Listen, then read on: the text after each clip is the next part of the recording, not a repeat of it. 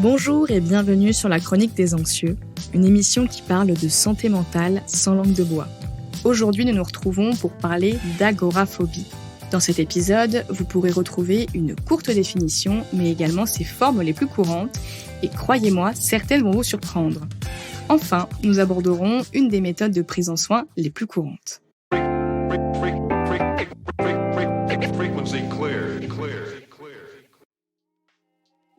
Alors, l'agoraphobie, qu'est-ce que c'est ? La croyance populaire veut que ce soit la peur de la foule d'une manière générale. Eh bien, laissez-moi vous dire que ça n'est pas tout à fait ça. Grossièrement, l'agoraphobie, c'est la peur de ne pas pouvoir être secouru. Alors, effectivement, cela peut intervenir en plein milieu d'une foule. Les personnes souffrant d'agoraphobie craignent en règle générale les lieux publics. Elles ont peur de ne pas pouvoir en sortir facilement, de ne pas pouvoir être secourues ou bien de faire une attaque de panique. L'agoraphobie fait partie de la famille des troubles anxieux. C'est une réelle pathologie, donc une réelle maladie, qui peut parfois n'être qu'un symptôme d'un autre trouble type phobie sociale. Je sais que ça peut vite facilement être tiré par les cheveux, c'est pourquoi nous allons nous centrer sur l'agoraphobie, la pathologie, en commençant par citer les endroits les plus fréquents où elle se manifeste.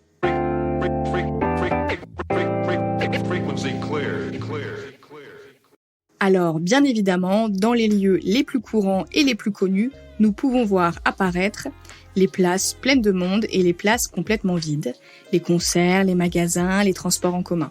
Et j'aimerais qu'on prenne quelques minutes pour parler des transports en commun. Bien souvent, les personnes agoraphobes préféreront prendre leur voiture pour effectuer des déplacements, en pensant que le problème des transports sera réglé. Que nenni! Puisqu'au-delà du fait d'être dans un comportement d'évitement qui renforcera la pensée négative, il faut savoir qu'il y a aussi des situations qui génèrent beaucoup de peur, d'angoisse, d'anxiété en voiture. Je parle ici des autoroutes et des tunnels. Où est le rapport entre l'agoraphobie et une autoroute, me direz-vous ? Eh bien, comme nous l'avons dit plus haut, l'agoraphobie comporte une peur de ne pas pouvoir s'échapper rapidement, ce qui est le cas sur une autoroute. Les aires de repos ne constituent en rien d'autre qu'un répit, mais pas un moyen de quitter l'autoroute. Il en est de même pour les tunnels. Il y a plein d'autres situations dans lesquelles l'agoraphobie intervient, mais il serait beaucoup trop long de toutes les citer une par une. Néanmoins, voici une dernière situation où l'agoraphobie fait surface. Il s'agit des files d'attente, les plus courantes étant celles que l'on fait en course. Je ne parle bien évidemment pas ici de l'agacement qu'on ressent tous quand on attend pour payer nos courses, mais bien du vrai trouble anxieux qui rend la manœuvre impossible et qui fait privilégier le drive ou la scanette. J'en profite pour faire une petite aparté juste au cas où, puisque sur Instagram, j'ai toujours des retours quand je ne précise pas. D'ailleurs, profites-en, suis-moi sur Insta, la Chronique des Anxieux. Alors oui, vous pouvez faire des drives et utiliser la scanette en course pour un gain de temps sans avoir de trouble anxieux. Fin de la parenthèse. Mais parlons maintenant du mécanisme de défense le plus souvent mis en place. Il s'agit, vous l'aurez compris, de l'évitement.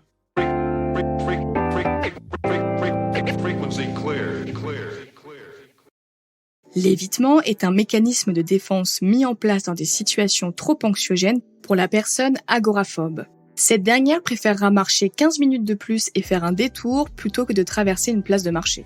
Elle se fera livrer ses courses, même s'il ne lui manque qu'un pot de Ben & Jerry's, parce qu'il fait trop chaud dans son appart, parce qu'elle est exposée plein sud et qu'elle n'a rien d'autre qu'un ventilo qui brasse de l'air chaud. Je m'égare, mais vous avez compris l'idée. L'évitement renforce les pensées négatives, qui sont en l'occurrence dans le cadre de l'agoraphobie orientée vers de l'anticipation anxieuse. Lorsque la personne agoraphobe se retrouve à devoir faire un trajet seule dans la rue, elle aura tendance à anticiper le pire. Elle va en quelque sorte programmer son cerveau inconsciemment au danger. C'est pourquoi lorsque la personne agoraphobe doit faire un trajet seule à l'extérieur, elle trouvera un système d'évitement dans cette contrainte anxiogène. Elle va pouvoir par exemple être au téléphone tout au long du trajet. Alors, bien évidemment, plein de gens ressentent le besoin d'être au téléphone pour se déplacer seuls. Cela ne veut pas dire qu'ils sont agoraphobes.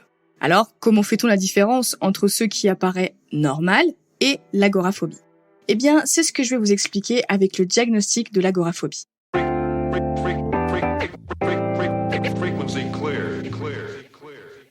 Les médecins diagnostiquent une agoraphobie quand la peur, l'anxiété ou l'évitement dure 6 mois ou plus et ils se basent sur les critères du DMS5.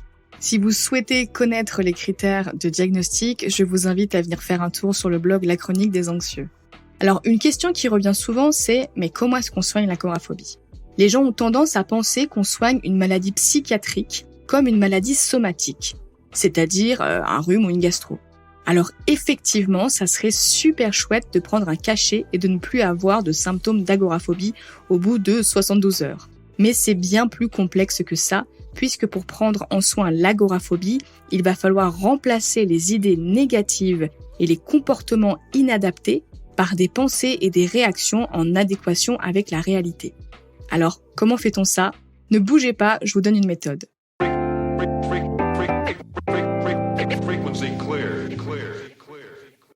Il existe plusieurs méthodes de prise en soin pour l'agoraphobie, mais je n'en développerai qu'une ici, c'est la TCC, c'est-à-dire la thérapie cognitivo-comportementale, qui vise donc à remplacer les pensées et comportements négatifs par des pensées et réactions en adéquation avec la réalité.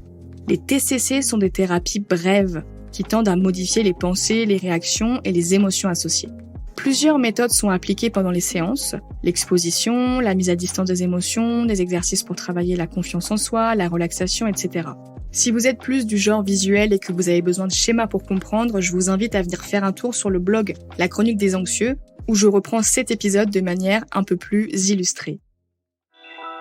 Notre épisode touche maintenant à sa fin, j'espère qu'il vous a plu et que vous avez appris des choses. N'hésitez pas à mettre 5 étoiles au podcast pour me soutenir et soutenir mon travail pour que je puisse vous sortir encore plus d'émissions. On se retrouve très vite pour un prochain épisode et en attendant, je vous retrouve sur Instagram. Prenez soin de vous.